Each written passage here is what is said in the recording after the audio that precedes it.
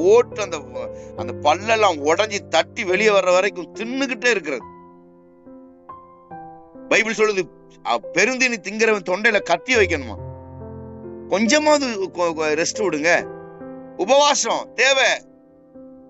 என்னைக்காவது ஒரு நாளாவது ஒரு நேரம் காலைல 10 மணில இருந்து ஒரு 12 மணி வரைக்கும் முழங்கால் பட்டி ஜெபம் பண்ணிட்டு 12 மணி கூட சாப்பிடுங்க. ஜெபம் உபவாசம் ரொம்ப அவசியம்.